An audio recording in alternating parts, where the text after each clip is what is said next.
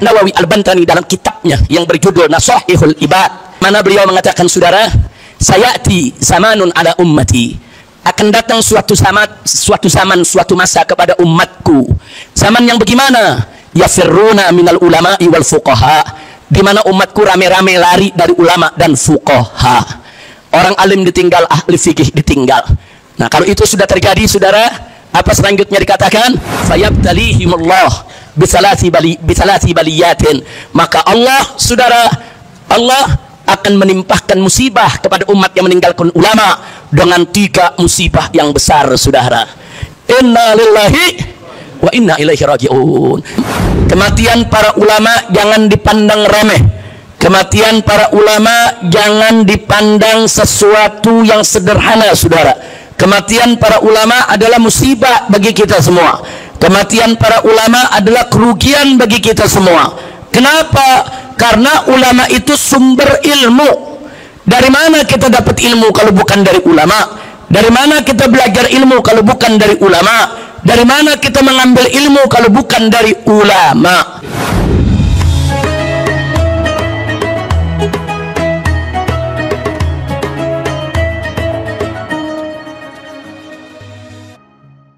Assalamualaikum warahmatullahi wabarakatuh. Bismillah walhamdulillah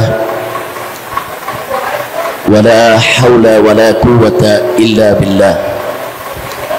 Ashhadu an la ilaha illallah wahdahu la syarika lah, wa ashhadu anna sayyidana Muhammadan abduhu wa rasuluh la nabiyya ba'dah.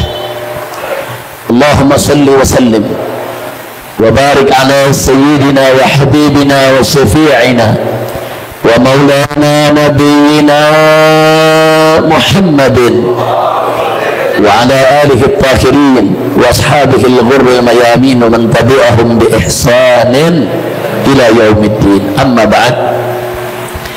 Ikhwati al-hibba'i rahimakumullah, fi hadhihi as-sa'ati al-mubarakah bihadha al-makan al-sharif la ansa an usiyakum jami'an wa nafsi bi taqwallah wa bi ta'ati Rasulillah sallallahu alaihi wasallam.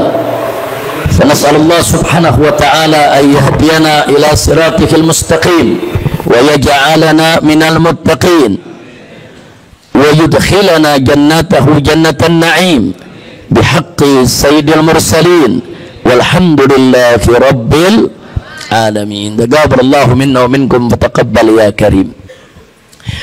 Alhamdulillah, pada kesempatan hari ini satu kebahagiaan dan kehormatan bagi saya dan rombongan bisa hadir bersilaturahim dengan masyarakat Pejaten, wabil khusus jamaah dari Masjid Jami As-Salihin. Sesuai dengan nama masjidnya, mudah-mudahan semua jamaah Masjid Jami As-Salihin dijadikan oleh Allah sebagai orang-orang yang salihin. Amin ya rabbal alamin. Hari ini dalam silaturahim Jumat ini saya tidak sendiri. Saya datang didampingi oleh sahabat seperjuangan saya, kerabat saya, yaitu Habib Muhsin bin Zaid Al-Attas, di mana beliau dulu adalah Imam FPI DKI Jakarta. Beliau dulu sekolah di Darul Mustafa di bawah asuhan Al-Habib Umar bin Hafidh hafizahullah ta'ala wa ra'ah. Dan saya juga didampingi saya punya menantu Al-Habib Alwi bin Sumait yang tadi sudah menyampaikan khutbahnya, dan juga Al-Habib Muhammad bin Hadi Al-Habsyi yang tadi sudah memimpin kita sholat Jumat dan sholat gaibnya. Saya juga didampingi ada beberapa pengurus DPP Front Persaudaraan Islam. Di sini ada sekumnya atau sekjen, ada juga bedumnya, dan ada beberapa pengurus yang lain. Jadi sekali lagi kedatangan kami untuk bersilaturahim. Nah, ahiba'il kiram, dalam beberapa waktu terakhir ini, saudara, beberapa ulama, dai, ustadz kita dipanggil oleh Allah Subhanahu wa ta'ala. Mulai dari Kiai Haji Khairus Saleh, besan daripada Kiai Haji Nur Sasih, orang tua kita, hafizahullah ta'ala wara'ah, yang berdakwah di Pulau Batam, telah meninggal dunia. Begitu juga ustadz sahabat kita, mantan pendeta mu'allaf yang luar biasa berdakwah untuk mengembalikan orang-orang yang tadinya muslim terus murtad, saudara, akibat ulah kristenisasi, dia berusaha untuk kembalikan lagi mereka masuk ke dalam Islam. Alhamdulillah, perjuangannya luar biasa. Dan beliau juga pernah dipenjara dan bertemu dengan saya di penjara di Mabes Polri.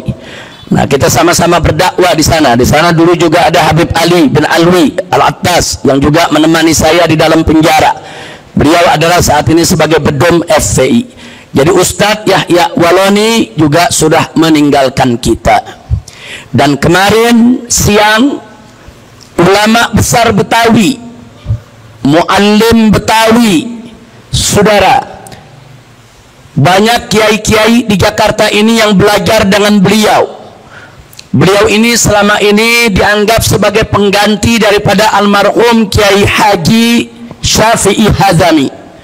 Jadi kemarin siang meninggal dunia, yaitu Kiai Haji Bunyamin Muhammad bin Haji Muhammad.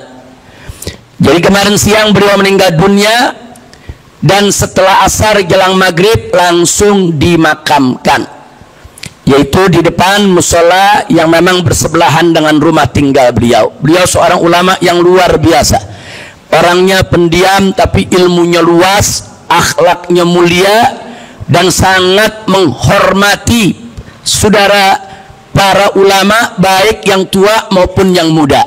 Dan beliau suka bersilaturahim walaupun kepada mereka yang lebih muda dari beliau.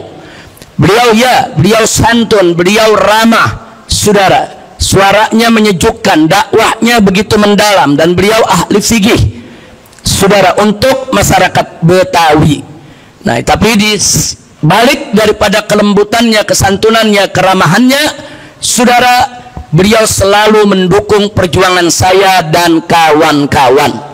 Nah, jadi tidak segan-segan beliau datang ke Petamburan, memberikan nasihat kepada saya, kemudian memberikan support, semangat, doa untuk terus berjuang menegakkan amar ma'ruf nahi munkar di negeri kita tercinta ini. Dan kini beliau sudah meninggalkan kita. Semoga Allah Subhanahu wa ta'ala yaitu merahmati seluruh ulama kiai kita yang telah dipanggil kembali kepadanya. Allah masukkan mereka ke dalam surganya, dan Allah kumpulkan mereka dengan Nabi kita Sayyiduna Muhammad Sallallahu Alaihi Wasallam. Apalagi kalau kita mundur di musim Covid yang lalu, berapa banyak habaib, ulama, kiai meninggal dunia dipanggil oleh Allah Subhanahu wa ta'ala.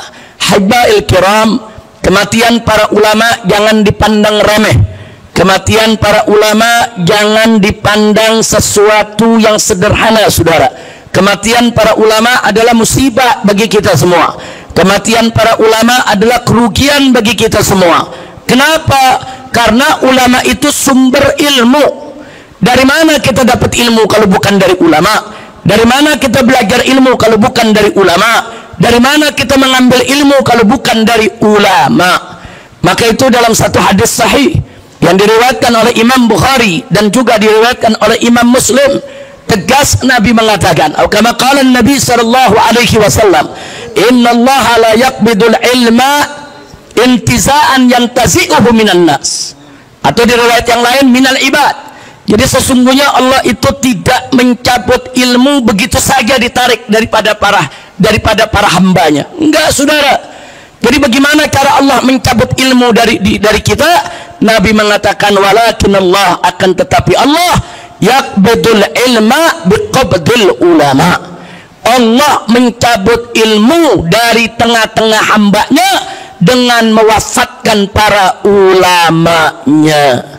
Jadi ilmu-ilmu itu, saudara, sedikit demi sedikit akan hilang dari kita dengan kematian, kewafatan para ulama kita. Jadi ilmu itu, pengertian ilmu itu diambil oleh Allah, diangkat oleh Allah. Bukan ilmu itu terhapus dari lembaran kertas, bukan ilmu itu terhapus, saudara, dari catatan-catatan buku, bukan, saudara. Walaupun ilmu itu berserakan di kitab-kitab, ilmu itu berserakan di buku-buku, ilmu itu berserakan di para catatan, bagaimana kita bisa memahaminya tanpa petunjuk ulama? Bagaimana kita bisa memahaminya tanpa diajarkan oleh ulama? Ya, ada jutaan kitab di sekitar kita, ribuan catatan di sekitar kita. Bagaimana kita bisa paham kalau nggak dituntun oleh ulama, saudara? Nah, jadi sekali lagi, begitu ada ulama yang meninggal, berarti satu penuntun kita untuk memahami kitab sudah hilang, kembali kepada Allah Subhanahu wa ta'ala. Pantas Nabi mengatakan bahwa sesungguhnya Allah tidak mencabut ilmu dari tengah hambanya dengan begitu saja dicabut, tapi Allah mencabut ilmu itu dengan mewafatkan para ulamanya. Ada lanjutan hadis, apa kata Nabi? Idza lam yabqa aliman hatta lam yabqa aliman, sampai satu persatu ulama-ulama itu dicabut sehingga tidak tersisa lagi seorang ulama pun ada di tengah-tengah manusia. Kalau itu terjadi, apa yang terjadi? Ittakhadhan nas ru'usan juhala. Orang-orang akan mengambil pemimpin-pemimpin, saudara, pembimbing-pembimbingnya dari kaum apa? Dari kaum orang-orang yang bodoh, yang nggak punya pengetahuan agama sama sekali. Dan kalau itu sudah terjadi, apa yang terjadi? Fasu'ila wa aftau bi ghairi ilmin, kata Nabi. Akhirnya orang-orang yang dianggap pemimpin tadi, yang dianggap sesepuh tadi, padahal bukan ulama, saudara, cuma dituakan, saudara, cuma didorong untuk jadi pemimpin. Akhirnya mereka ditanyakan berbagai macam urusan agama, fa'aftau bi ghairi ilmin. Akhirnya mereka memberikan fatwa tanpa ilmu. Kalau sudah begitu, kata Nabi, fadallu wa adallu. Akhirnya mereka menjadi sesat dan menyesatkan. Inna lillahi wa inna ilaihi raji'un. Makanya tadi saya katakan, jangan pandang kecil kematian seorang ulama. Kematian seorang ulama kerugian besar buat kita, karena ilmu yang si ulama punya, yang dia pelajari dari dia kecil, remaja, dewasa, sampai akhir hayatnya dia bawa, saudara. Dia nggak tinggalkan, ya, diajarkan kepada murid-muridnya. Apa sudah 100% diajarkan? Mungkin yang diajarkan baru 10%, baru 20%. Ini ulama masih banyak lagi ilmu-ilmu yang mendalam yang belum sempat diajarkan kepada muridnya. Nah, ilmu-ilmu yang mendalam yang belum sempat diajarkan ke muridnya, dia bawa ke alam arwahnya, saudara. Rugi tidak? Rugi tidak? Rugi, saudara. Jadi makin kemari, saudara, makin banyak ilmu yang hilang dari tengah-tengah kita dengan kematian para ulamanya. Makanya mumpung saat ini masih banyak ulama, ada ulama di sekitar kita, saudara, jangan ditinggal. Datangi mereka, belajar kepada mereka, timba ilmu mereka, ambil, saudara, ambil sebanyak-banyaknya ilmu-ilmu yang mereka miliki, saudara. Jangan ulama ditinggal. Hadiri majelis-majelis taklim mereka, majelis taklim di rumah mereka, majelis taklim di masjid, di musola, di pondok pesantren, saudara. Hadiri, timba ilmu dari mereka sebelum mereka dipanggil oleh Allah Subhanahu wa ta'ala. Jangan sampai nanti kalau ulama udah nggak ada di sekitar kita, akhirnya kita bertanya, saudara, bukan lagi kepada tempatnya. Na'udzubillah min dzalik. Syekh Nawawi Al-Bantani rahimahullahu ta'ala wa walidayh, seorang ulama besar Indonesia yang dulu hidup di zaman penjajahan Belanda, saudara. Beliau sejak kecil tinggal di Mekah, belajar di Mekah, menjadi ulama besar, ahli hadis dan ahli tafsir serta ahli fikih, saudara. Luar biasa. Begitu beliau sudah menimba ilmu sedemikian hebat, saudara, namanya masyhur di kota Mekah, saudara. Dan kitab-kitab peninggalannya sampai hari ini masih dipakai di seluruh dunia, bukan di Indonesia saja, saudara. Ketika beliau pulang ke Indonesia, turun di Banten, di kampung halamannya, saudara, Belanda tidak suka sama dia, karena ini ulama nggak bisa dibeli, ini ulama nggak bisa dikendalikan. Sementara banyak orang di Banten datang kepada beliau minta fatwa, saudara. Akhirnya beliau diganggu, beliau dikejar, dan beliau mau dibunuh. saudara. Nah, akhirnya apa yang terjadi? Beliau hijrah kembali ke Mekah, saudara. Jadi beliau kembali ke Mekah, saudara, bukan lari dari jihad.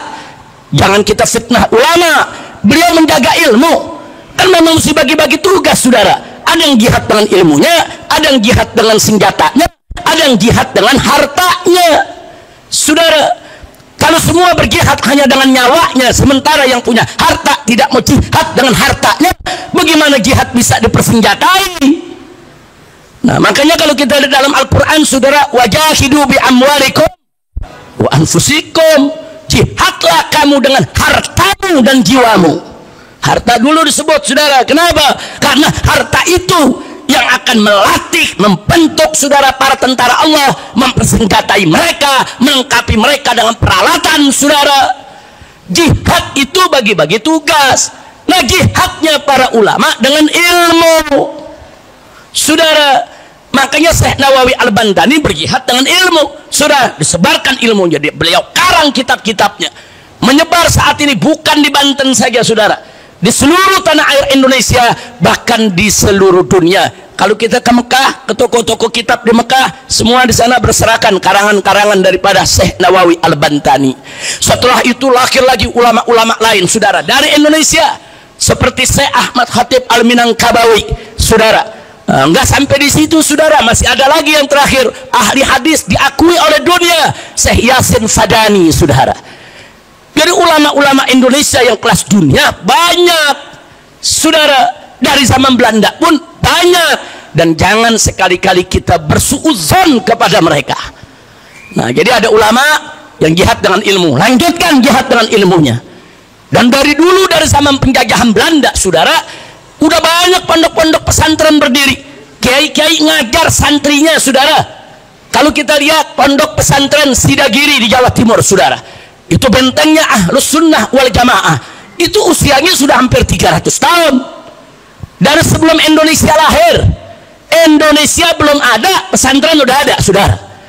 Nah, jadi jangan dikira bahwa ulama-ulama itu tidak berjuang. Ulama-ulama tersebut membangun pondok-pondok pesantren untuk apa? Menjaga akidah umat. Ini yang menjaga orang kafir, ingin memurtadkan umat Islam, harus dijaga akidahnya. Itulah peran-peran pondok-pondok pesantren di seluruh Indonesia. Dan tidak sedikit juga ulama-ulama di samping menjaga akidah umat, mereka juga angkat senjata melawan penjajah. Seperti siapa? Seperti ulama kita, alim mujahid, saudara, Kiai Nur Ali, saudara, di Bekasi. Itu ulama, bukan sembarang ulama, saudara. Siang buka kitab, ngajar umat, malam, saudara, angkat senjata, dia serbu pos-pos daripada penjagaannya Belanda, saudara. Itu dulu yang dilakukan oleh Kiai Nur Ali dan kawan-kawan. Jadi ulama-ulama kita dulu berjuang. Ya, ada ulama yang angkat senjata sekaligus juga buka pondok majelis, ada ulama yang hanya buka pondok pesantren dengan ribuan murid, dijaga akidah umat, saudara. Makanya kita lihat 350 tahun Belanda menjajah negeri kita tidak berubah menjadi negara Kristen, saudara. Tidak. Tetap 90% adalah umat Islam. Kenapa Belanda gagal memurtadkan bangsa Indonesia? Kenapa Belanda gagal mengkristenkan bangsa Indonesia? Padahal Belanda mendatangkan pendeta-pendeta dari luar negeri. Ada misi, ada sending, saudara. Ada pendeta-pendeta misionaris yang mengajak umat ini untuk masuk, saudara, menjadi Kristen. Ada yang mengajak kepada Katolik di mana-mana tempat, saudara. Tapi 90% bangsa Indonesia tetap berpegang kepada akidah Islam. Siapa yang menjaga ini, saudara? Ulama. Nah, makanya saya marah besar begitu ada menghina-hina Habib Utsman bin Yahya, katanya antek Belanda, saudara, pengkhianat bangsa. Jangan coba-coba menghina ulama, saudara. Ulama-ulama kita baik dari kalangan habaib maupun dari kalangan kiai dulu bahu-membahu, saudara. Lihat kiai-kiai di Jakarta ini, saudara, siapa yang tidak punya sanad nyambung ke Habib Utsman bin Yahya? Semua tuan-tuan guru yang ada di Jakarta ini, tuan guru Mukni, tuan guru, saudara, Marzuki dan lain sebagainya, sanad ilmunya semua ke Habib Utsman bin Yahya, saudara. Jadi Habib, gurunya orang-orang Betawi, dihina, difitnah, kurang ajar. Nah, maka itu di sini saya mengingatkan, jangan Saudara, kita jangan kurang ajar kepada ulama, apalagi meninggalkan ulama. Kalau kita sampai meninggalkan ulama, hati-hati. Syekh Nawawi Al-Bantani dalam kitabnya yang berjudul Nasaihul Ibad, beliau menukilkan satu riwayat, saudara, yaitu ruwiya au qila au kama qala Nabi sallallahu alaihi wasallam, di mana beliau mengatakan, saudara, sayati zamanun ala ummati, akan datang suatu masa kepada umatku, zaman yang bagaimana? Yafirruna minal ulama'i wal fuqaha, di mana umatku rame-rame lari dari ulama dan fuqaha. Orang alim ditinggal, ahli fikih ditinggal. Nah, kalau itu sudah terjadi, saudara, apa selanjutnya dikatakan? Fayabtalihimullah bisalasi baliyatin, maka Allah, saudara, Allah akan menimpahkan musibah kepada umat yang meninggalkan ulama dengan 3 musibah yang besar, saudara. Yang pertama, aulaha yarfa'ullahul barakah min kasbihim, Allah cabut keberkahan daripada mata pencaharian mereka, saudara. Hati-hati, kalau umat sudah meninggalkan ulama, umat sudah meninggalkan fuqaha, maka segala usaha kerja mereka dalam urusan dunia ini, saudara, berkahnya dicabut oleh Allah subhanahu wa ta'ala. Enggak berkah harta yang kita punya kalau sudah tidak berkah, penghasilan kita kalau sudah tidak berkah, walaupun banyak, tidak akan pernah mencukupi, saudara. Yang kita cari adalah keberkahan. Di mana itu ada keberkahan, saudara? Salah satunya adalah dengan tidak meninggalkan ulama. Yang kedua, saudara, dalam riwayat tersebut dikatakan, wasaniya yusalitullahu alaihim sultanan zaliman. Saudara, Allah akan kirim, saudara, ke orang-orang yang sudah meninggalkan ulama tadi, pemimpin yang zalim. Jadi kalau kita melihat banyak pemimpin zalim, saudara, banyak pejabat yang zalim, banyak menteri yang zalim, banyak polisi yang zalim, kenapa ini kok banyak yang zalim? Jangan-jangan karena kesalahan kita meninggalkan ulama. Karena di sini disebut umat tinggalin ulama, Allah kirim, Allah biarkan itu pemimpin-pemimpin zalim yang menguasai umat Islam, saudara. Na'udzubillah min dzalik. Makanya hari ini saya ingin ajak kita mengevaluasi dan introspeksi diri. Kenapa ini terjadi di sekitar kita? Kok banyak pemimpin zalim? Korupsinya nggak tanggung-tanggung, triliun-triliunan. Umat lagi miskin, saudara, nyari kerja lagi susah. Orang antri ratusan ribu orang cari kerja, desek-desekan, sampai banyak yang pingsan, ada yang berkelahi, saudara, hanya demi dapat daripada pekerjaan. Tapi ternyata aduh, segelintir daripada pejabat-pejabat kita seenak-enaknya mereka korupsi, merampok uang negara, merampas kekayaan negara, kurang ajar. Nah, jadi kalau kita mau marah, saudara, jangan maki-maki ulama, maki-maki para koruptor, lawan itu para korupsi. Jangan menghina ulama, hina itu para koruptor, saudara. Nah, jadi kita diadu di antara kita, Habib Mahabib diadu, Kiai Mekiai diadu, Habib Mekiai diadu, kita sibuk ribut sama kita. Dia enak-enakan pada korupsi, dia enak-enakan pada ngambil tambang, saudara, milik negara, milik rakyat, saudara. Ini korupsinya bukan 1.000-2.000 perak, Pak, bukan 1 juta 2 juta, bukan 1 miliar 2 miliar, triliunan. Inna lillahi wa inna ilaihi raji'un. Nah, karena itu, saudara, yuk kita evaluasi. Jangan-jangan karena kesalahan kita selama ini kita meninggalkan ulama. Dan yang ketiga, saudara, wasalisa, dan musibah yang ketiga adalah yakhrujuna minad dunya bighairi iman. Hati-hati, akan banyak umat yang keluar dari dunia tanpa iman. Artinya apa?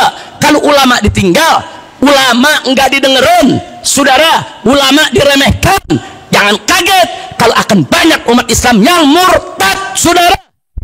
Lihat sekarang ini, saudara, berapa banyak yang menghina Allah, menghina Nabi, menghina Quran.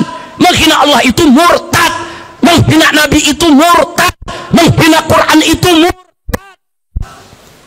Coba-coba ada orang Islam menghina Allah, menghina Nabi, menghina Quran, menghina malaikat, saudara, murtad. Sekarang udah terjadi banyak di mana-mana. Sadar atau tidak sadar keluar itu ucapan-ucapan murtad, saudara. Nah, kenapa begini? Karena banyak yang meninggalkan ulama. Saudara, Jakarta ini pos komandonya Belanda. Semua pendeta-pendeta dari Eropa, saudara, didatangkan ke Jakarta sebelum dikirim ke pulau-pulau, sebelum dikirim ke Sumatera, ke Kalimantan, ke Maluku, ke Papua, ke Nusa Tenggara. Mereka kumpul di Jakarta, saudara. Jakarta ini benteng Belanda, saudara. Tapi menariknya, saudara, hampir 100% Betawi nggak ada yang masuk Kristen. Islam hanya ada segelintir, saudara, di Kampung Sawana, Bekasi. Betawi-Betawi, saudara, yang dimurtadkan. Lain itu nggak ada. Bahkan masyarakat Betawi dengan Islam identik. Orang dengar Betawi, ya Islam. Subhanallah, kenapa? Karena kita dijaga sama tuan-tuan guru kita. Saudara, di Jakarta ini ada Habib Utsman bin Yahya, ada Tuan Guru Majid, ada Tuan Guru Marzuki, ada Tuan Guru Mugni. Wah, kalau saya sebutin sabrek-kabrek udah Tuan Guru, saudara. Dijaga. Makanya kita lihat, saudara, di Jakarta ini, Masya Allah, sampai-sampai Buya Hamka, saudara, menulis buku. Beliau heran-heran, ini Jakarta kan pusatnya Belanda, ini pusatnya misionaris, kok masyarakat Betawi nggak ada yang masuk Kristen? Beliau selidiki, terakhir beliau katakan apa? Oh, pantas, sebab orang Betawi itu dikit-dikit ngumpul sama ulama. Saudara, anak lahir, saudara, anak lahir bikin akikah kumpul. Saudara, ada yang meninggal dunia, tahlil kumpul. 7 hari kumpul, 40 harian kumpul, 100 kali kumpul, lagi sunatan kumpul, bangun rumah kumpul, jadi kumpul, ganti gentak ke sedekah. Bayangkan, saudara, dikit-dikit kumpul sama ulama. Nah, begitu mereka kumpul, ya, mereka dalam kumpul baca tasbih, tahmid, takbir, tahlil, saudara. Tapi yang disorot oleh Buya Hamka bukan soal itu aja, kumpulnya itu dengan ulama. Sehingga kalau mereka ada masalah, langsung tanya kepada kiai, kiai ini bagaimana hukumnya, kiai ini bagaimana hukumnya. Luar biasa. Dulu masyarakat Betawi berpegang betul kepada ajaran para ulamanya. Sampai-sampai, maaf Pak ya, orang Betawi dulu sulit dicari yang bisa baca ABC sampai Z, buta huruf. Tapi kalau disuruh baca Arab Gundo, lancar-lancar. Lo apa masyarakat Betawi bodoh? Bukan. Mereka lihat ABCD itu hurufnya Belanda, huruf kafir. Gue nggak mau belajar. Itu orang Betawi dulu ya, buat. Yang mereka pelajari Arab Melayu. Makanya buku-buku Habib Utsman bin Yahya, Tuan Guru Muhajir, saudara, dan lain sebagainya apa, semua pakai Arab Melayu. Orang Betawi kalau disuruh baca Arab Melayu, saudara, oh, lancar. Enggak sampai di situ. Orang Betawi masuk kerja jadi pejabat, suruh pakai dasi, enggak mau. Ini kita budaya Betawi dulu nih. Enggak mau Betawi, saudara. Ya kalau Betawi sekarang sudah banyak yang pakai dasi. Ini kita Betawi dulu. Kenapa mereka begitu? Jangan bilang kolotnya, karena mereka dididik untuk menjaga agama. Enggak, gua nggak mau campur. Gua nggak mau campur sama agama lain. Itu pakai orang kafir. Gua nggak mau pakai begitu. Makanya orang Betawi dulu disuruh pakai gas, nggak mau. Dia pakai celana pangsi. Dia mendingan pakai kolor tuh celana pangsi, saudara, daripada pakaian celana Belanda punya. Kenapa? Dia pegang. Itu ajaran. Nggak sampai di situ. Dulu orang Betawi kalau ada tamu kafir datang ke rumah, dia terima, dia layanin, disediain teh, tapi dia liatin dia duduk di mana tamunya, apa yang dipegang. Begitu tamu pulang, dicuci itu kursi, gelas semua dicuci. Kenapa? Karena orang kafir najis. Jangan kita bicara soal khilafiyahnya. Oh, kafir ini kan najis maknawi, bukan najis madi, itu soal lain. Cuman saya ingin menunjukkan betapa orang Betawi dulu dekat dengan para ulama dan sangat hati-hati untuk menjaga akidah, syariat dan akhlak mereka, saudara. Shallu ala nabi. Nah, hasilnya apa? Hasilnya orang Betawi nggak murtad, saudara. Bagus tidak? Bagus tidak? Sekarang pakai tas ecolak, pakai sepatu keren, pakai dasi, pada murtad. Kacau tidak? Kacau tidak? Nah, jadi orang Betawi dulu adatnya jangan dibilang kolot, jangan berpegang, karena mereka dekat dengan ulama. Jangan ditinggal. Ini ulama di Betawi ini masih banyak orang-orang tua kita yang masih hidup nih sekarang, yang umurnya udah 80 90. Ada Kiai Haji Syukur Yakub, saudara. Kemudian masih ada lagi Kiai Haji Maulana Kamal Yusuf, saudara. Oh, masih banyak. Yuk kita ambil ilmunya. Maka sama tanya nih semua di sini, khususnya kepada generasi mudanya, siap menuntut ilmu, siap hormati ulama. Takbir. Dan ingat, Allah nyatakan dalam Al-Quran tentang peran dan kedudukan ulama. Pertama, Allah nyatakan innama yakhshallaha min ibadihil ulama. Sesungguhnya orang yang betul-betul takut kepada Allah adalah dari golongan hamba-hambanya yang ulama. Saudara, Allah yang nyatakan ulama kalau sudah dia bertakwa dan dia punya ilmu, dia amalkan ilmunya, saudara, dia akan lebih takut kepada Allah Subhanahu wa ta'ala dibandingkan dengan orang yang tidak punya ilmu. Saudara, ulama kalau dia mengamalkan ilmunya, dia akan takut kepada Allah Subhanahu wa ta'ala. Terus ayat yang kedua, Allah nyatakan dalam Al-Quranul Karim, faqala ta'ala yarfa'illahu alladhina amanu minkum walladhina utul ilma darajat. Allah meninggikan kedudukan orang-orang beriman di antara kamu dan mereka yang punya ilmu. Beberapa derajat Allah tinggikan mereka. Subhanallah. Ulama dimuliakan Allah, ditinggikan Allah. Maka itu kita sebagai umat Nabi wajib memuliakan mereka yang dimuliakan oleh Allah, menghormati mereka yang dihormati oleh Allah, meninggikan kedudukan mereka yang ditinggikan oleh Allah Subhanahu wa ta'ala. Jadi yang memuliakan ulama, yang meninggikan kedudukan ulama adalah Allah. Dan Nabi dalam hadisnya mengatakan, al ulama warasatul anbiya. Ulama itu adalah pewaris Nabi. Kita tidak bertemu dengan Nabi, tapi kita bertemu dengan para penerusnya, saudara. Nah, jadi jangan main-main dengan ulama, ya kawan. Jangan. Tapi memang kita akui ulama memang ada dua. Al-Imam Al-Ghazali dibahas panjang lebar dalam kitab Ihya Ulumuddin, atau kita baca kitab Al-Imam Al-Habib Abdullah bin Alwi Al-Haddad, saudara, di dalam kitab An-Nasaihud Diniyah. Ya, kita diingatkan ulama ada dua. Ada ulama khair, ada ulama su, ada ulama yang baik, ada ulama yang jahat.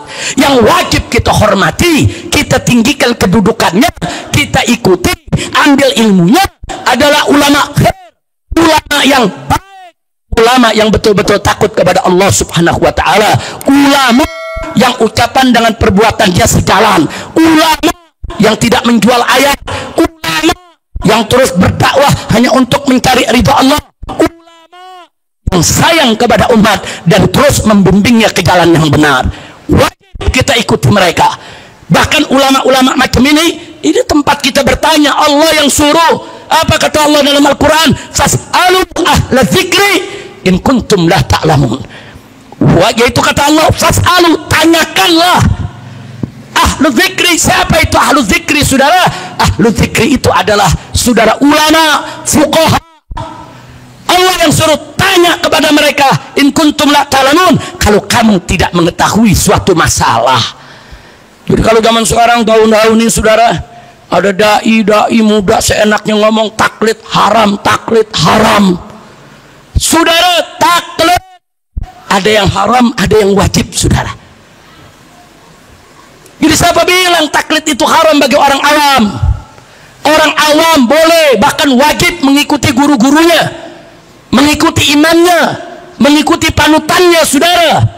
Nggak mungkin kita tuntut orang-orang awam untuk ijtihad. Jangankan ijtihad, orang awam untuk ittiba saja sulit.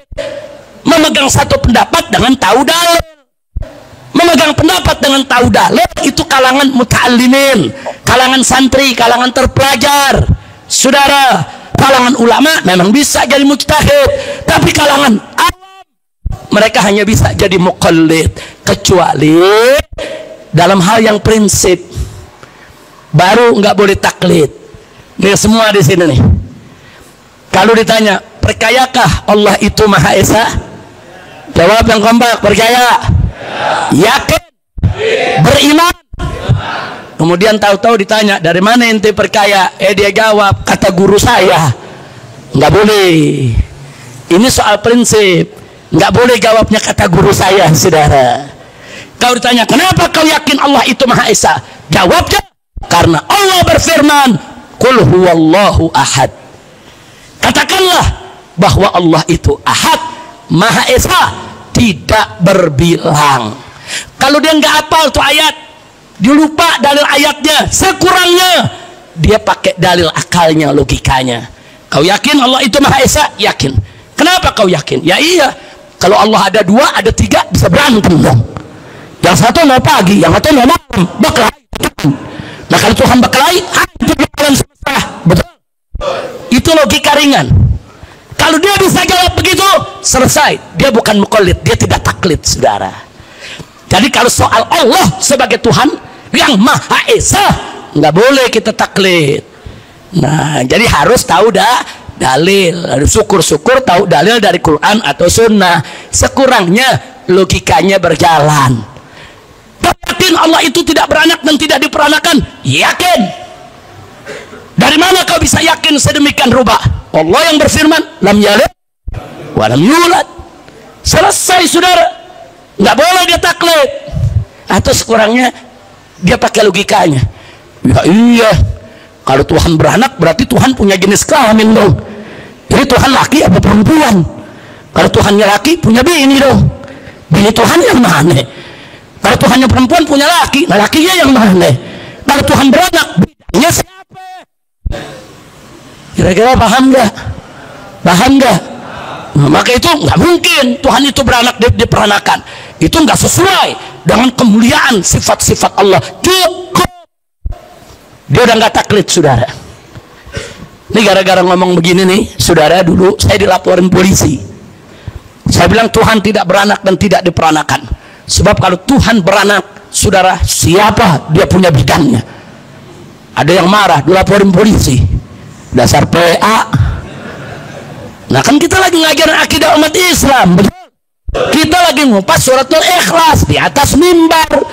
Direkam, dilaporin polisi, saudara. Polisinya nerima tuh laporan. Dasar goblok. Yang lapor PA, yang nerima laporan, ya kan kurang ajar. Saya diperiksa, dipanggil, saudara. Dikatakan Habib Rizik telah menghina agama lain. Emang gue sebut agama apa? Gue nggak sebut agama yang lain. Gue lagi sebut akidah Islam. Kita lagi menjaga akidah umat, saudara. Nah kita sampaikan kepada polisi, kalau begini caranya repot, Pak.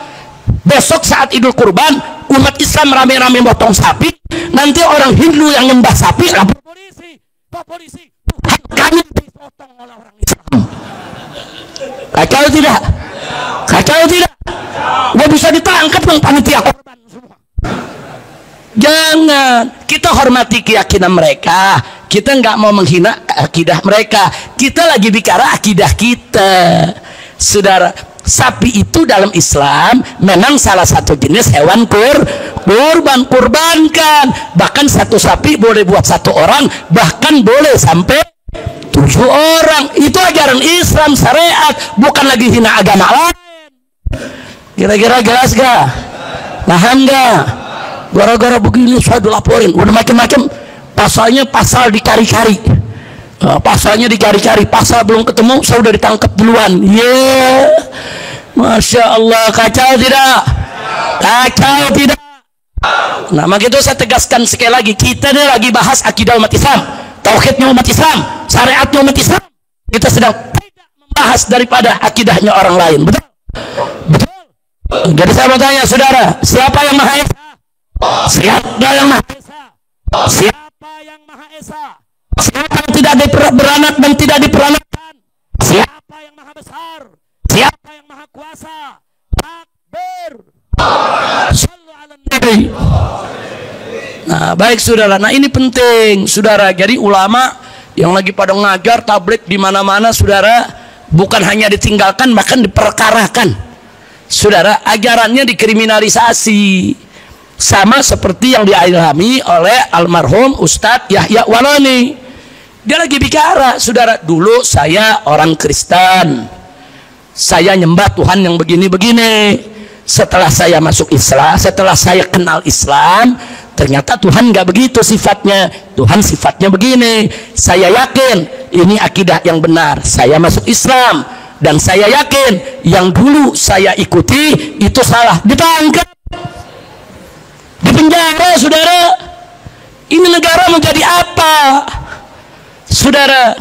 Saya sakit, dirawat di rumah sakit, saudara. Lagi musim COVID, akhir-akhir musim COVID, saudara.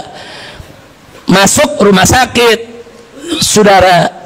Baru 1 jam masuk rumah sakit, beredar di medsos meme Habib Rizik meninggal dunia, Habib Rizik mati disambar petir, Habib Rizik sudah modal. Rame di tengah umat, saudara. Akhirnya kiai-kiai telepon, saya punya menantu Habib Hanif. Habib Hanif kasih kabar, enggak kiai, abah baik-baik saja. Abah enggak, emang abah lagi ada keluhan, badannya panasnya agak tinggi, lagi diperiksa, belum tahu sakit apa, baru ambil darah, mau diperiksa nanti, check up, kira-kira ini sakit apa. Nah kemudian ada kiai nyaranin, Habib bikin rekaman dong, sebab nih dari Aceh, Palembang, Lampung, Kalimantan semua nanya.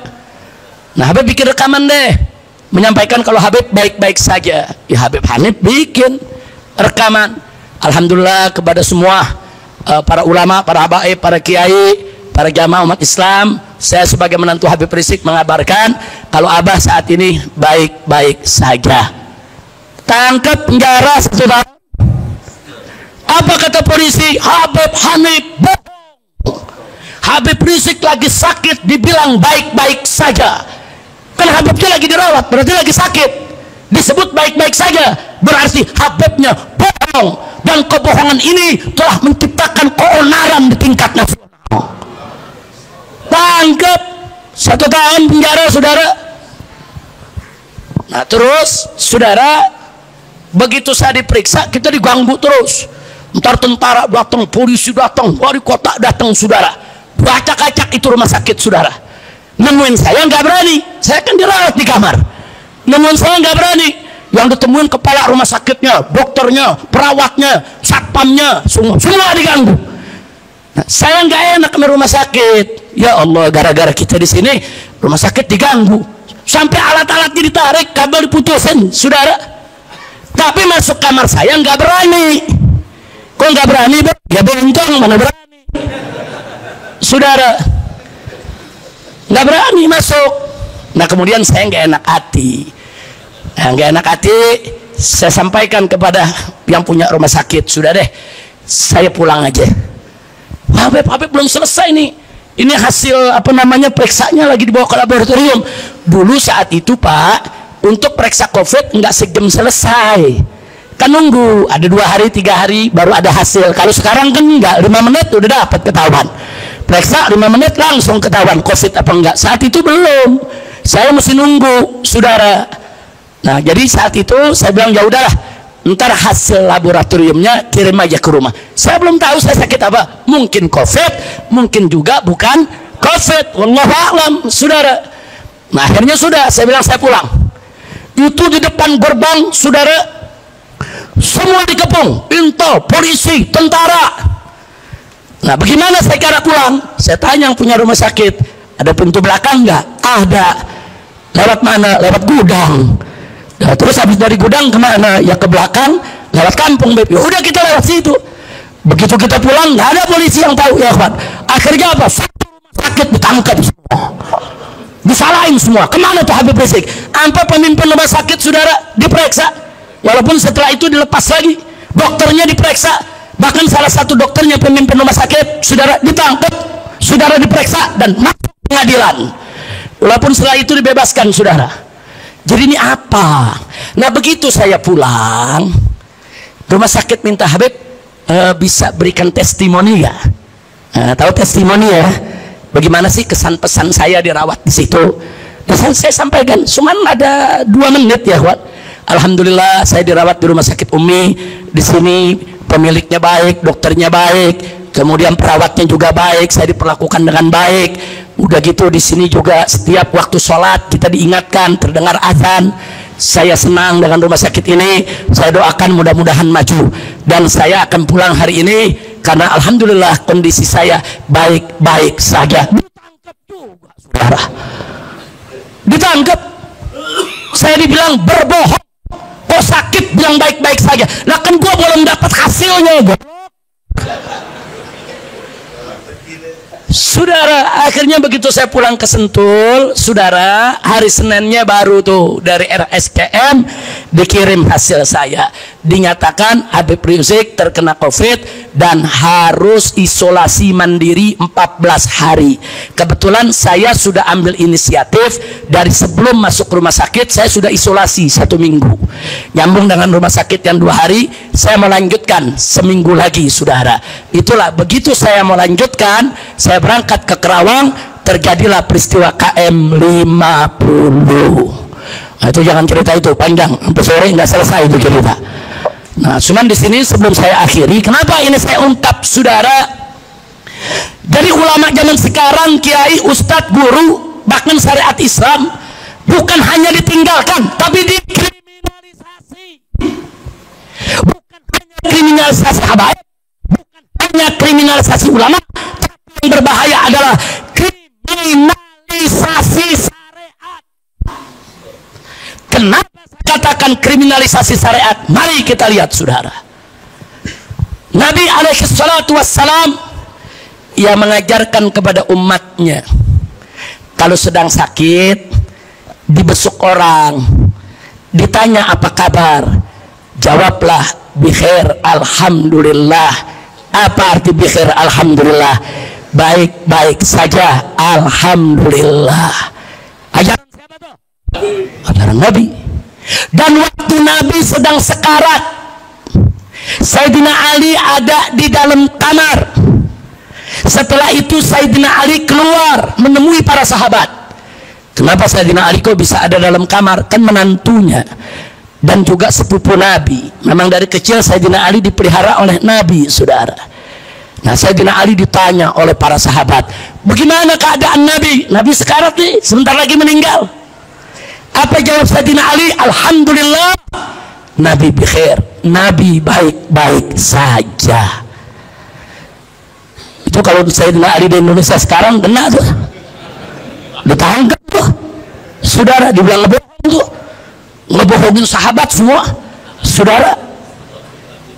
Nah, kemudian nggak sampai di situ, Sayyidatuna Aisyah radhiyallahu anha setelah wafatnya Nabi, suatu ketika beliau sakit, dibesuk oleh Abdullah ibn Abbas. Abdullah ibn Abbas bertanya, ya Ummul Mukminin, bagaimana keadaan kamu? Ini Siti Aisyah sedang sakit, besok meninggal, saudara. Beliau jawab, ana bi khair, saya baik-baik saja selama saya takwa kepada Allah, alhamdulillah. Jadi saya mau katakan, jadi jawab baik-baik saja itu ajaran Islam, bukan? Ajaran Islam. Walaupun kita sakit, walaupun kita sakit, saudara, ditanya orang baik-baik saja. Padahal ini di antara kita di dalam masjid, saudara, saya yakin yang satu ngomong baik-baik saja, kalau diperiksa gulanya tinggi. Yang satu bilang baik-baik saja, kalau diperiksa ada batu di ginjalnya. Baik-baik saja, kalau diperiksa, saudara, ternyata ada kolesterol. Di mana kita yang semua sehat sempurna, saudara? Enggak ada. Tapi kenapa kita diajarkan dengan kata baik-baik saja? Satu, untuk selalu menunjukkan rasa syukur kepada Allah. Jangan mengeluh, karena ada hadis lain, saudara. Hadis lain, ada malaikat-malaikat ya di seputar orang-orang yang sakit datang menghadap melapor kepada Allah. Allah tanyakan kepada mereka, hei para malaikatku, bagaimana hambaku? Bagaimana hambaku yang sedang diuji sakit tadi? Bagaimana apa yang diucapkannya saat ada yang berkunjung membesuk dia? Begitu malaikat melapor, ya Rabb, begitu ada yang berkunjung, dia tetap bersyukur kepadamu, bikhair alhamdulillah. Dia tetap bersyukur. Apa yang Allah nyatakan kepada malaikat, kabarkan kepada dia, dosanya aku ampuni, darahnya, dagingnya akan aku ganti dengan yang baru. Masya Allah. Jadi kata baik-baik saja, satu, untuk menunjukkan rasa syukur. Dua, untuk mengharapkan Allah sembuhkan, saudara. Yang ketiga, untuk menanamkan optimisme supaya jangan putus asa. Yang keempat, sunnah Nabi dan para sahabatnya. Betul? Ya kok di penjara? Saudara, saya dituntut 6 tahun penjara. Saudara, vonis 4 tahun. Saya banding tetap 4 tahun. Begitu saya PK turun jadi 2 tahun, saudara. Gara-gara mengatakan apa? Itu tadi, baik-baik saja. Jadi menurut polisi, menurut jaksa, dan menurut hakim, Habib Rizik dan Habib Hanif telah berbohong mengatakan baik-baik saja. Padahal Habib Rizik sedang sakit, mestinya dijelaskan sakitnya, jangan bilang baik-baik saja. Saudara, dasar polisi, jaksa, hakim nggak belajar Islam, nggak tahu adab, nggak tahu akhlak, nggak tahu tata krama yang diajarkan Nabi. Kalau sakit ditanya orang, jawab khair, alhamdulillah. Kira-kira jelas gak? Tapi ala kuliah yang nyidang saya dari 3 perkara ada 6 atau 7 hakim, yang 3 udah meninggal. Sampai jumpa di pengadilan akhirat. Yang 3 udah qaid ya kawan, dia duluan yang meninggal. Udah gitu ada hakim lucunya, begitu selesai persidangan, kepada terdakwa saya anjurkan untuk minta maaf kepada Presiden Jokowi. Apa urusannya? Ini ada apa lagi? Saya punya pengacara nih. Kita bengong minta maaf. Ada urusan apa? Saya suruh minta maaf ke Jokowi, ada apa? Kan ini urusan prokes. Ini kan urusan prosedur kesehatan yang katanya saya ngebohong. Kenapa jadi minta maaf ke Jokowi? Di situ kelihatan berarti Jokowi yang nyuruh. Saudara, betul? Dia yang setelah polisi, dia yang setelah jaksa, dia yang setelah hakim. Makanya sekarang saudara rasain Jokowi dimusuhin rakyat satu negeri. Alhamdulillah, ijazahnya lagi diproses, bohongnya, korupsinya, rasain. Alhamdulillah. Jadi saya nggak repot-repot ngebales, nanti Allah yang balas. Betul? Takbir. Shallu ala Nabi. Nah, baik, sebelum saya akhiri sekali lagi saya mau tanya nih semua nih, siap cinta ulama? Siap ikut ulama? Siap hadir majelis ulama? Takbir. Temui ulama-ulama kita yang tua, yang muda, temuin ya kawan. Cium tangan mereka, minta berkahnya, belajar, ambil ilmu mereka, minta doa kepada mereka. Insya Allah, jangan segan-segan ya kawan. Apalagi ulama-ulama kita yang sepuh, saudara. Datangi, saudara. Datangi, minta doanya, doa-doa mereka mustajab. Saudara, datangi. Itu guru-guru kita yang menjadi sumber ilmu kita dan menjadi sumber untuk mendatangkan keberkahan dari Allah Subhanahu wa taala. Amin ya rabbal alamin. Nah, itu saja yang saya mau sampaikan. Jadi saat ini kita tenang-tenang saja, alhamdulillah. Setan lagi pada ribut. Alhamdulillah. Kalau setan lagi ribut, pisahin jangan. Kalau perlu adu lagi. Setuju. Ada yang bilang, Beb, emang ngadu-ngadu begitu, Beb? Boleh. Adu domba haram. Adu domba haram. Adu manusia lebih haram. Adu setan wajib. Ya udah nanya di sini anak muda, Beb, setannya siapa? Lu jangan nanya. Lu nanya urusannya keluar dari masjid, gue ditangkap lagi. Nah, suruh jangan nanya. Tahu setannya kan? Tahu setannya. Udah doain ya biar setan berkelahi terus. Nanti kalau setan yang satu udah rubuh, setan yang satu lagi tinggal kita gerak. Amin. Amin. Jadi ini doa umat Islam yang digobol. Wasgir zalimin bidzalimin. Dan doa kita di mana-mana. Kita merame-rame, kita baca selawat, betul. Di mana-mana jutaan umat Islam baca dari Sabang sampai ke Merauke. Allah lagi terima nih. Saudara, ini Allah, saudara, yang sedang menggerakkan segala sesuatunya. Setan lawan setan. Alhamdulillah. Yang zalim lagi sibuk perang sama yang zalim. Sekali lagi, alhamdulillah. Allahumma salli ala sayyidina Muhammad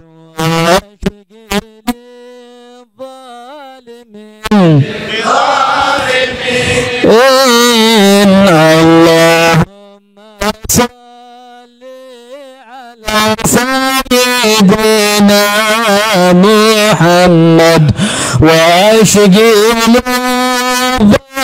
zalimin bizzalimin.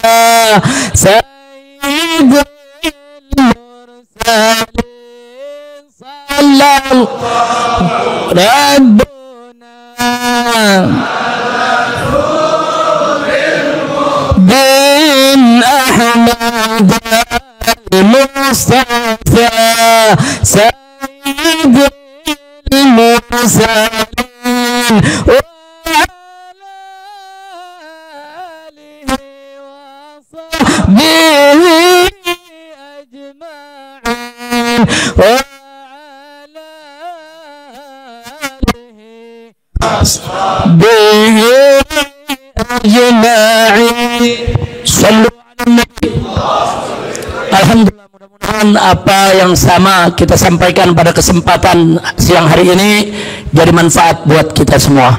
Dan semoga Allah Subhanahu wa taala memberkahi negeri kita, memberikan kita pemimpin-pemimpin yang baik. Al-Fatihah. Ala Allah Subhanahu wa taala an yuwalli alaina khiyarana ma yakhafu min Allah Subhanahu wa taala wa yarhamuna wa an la yusallit alaina surarana man la yakhafu min Allah Subhanahu wa taala wa la yarhamuna. Ala Allah Subhanahu wa taala an yaj'ala lana jami'an a'imma adilin wa ila hadratin nabi sayyidil mursalin bismillahil Fatihah.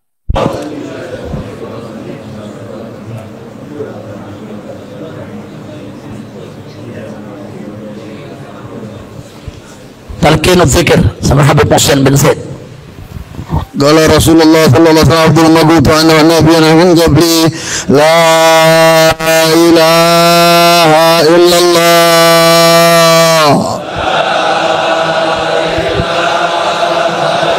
la ilaha illallah la ilaha illallah Muhammadur Rasulullah. Ya Allah ya Rabb, hidupkanlah kami dengan kalimat la ilaha illallah, matikan dengan kalimat la ilaha illallah, masukkan ke lubang kubur dengan kalimat la ilaha illallah, bangkit di padang mahsyar dengan kalimat la ilaha illallah, bersama ahli la ilaha illallah, di bawah bendera la ilaha illallah, yang mana bendera tersebut di tangan Muhammad Rasulullah. Rabbi fanfa'na bi barakatihim wahdinal husna bi hurmatihim wa amitna bi tariqatihim wa mu'afati minal fitani wa sallallahu sallam alhamdulillahi rabbil alamin wal aflin. Assalamualaikum warahmatullahi wabarakatuh.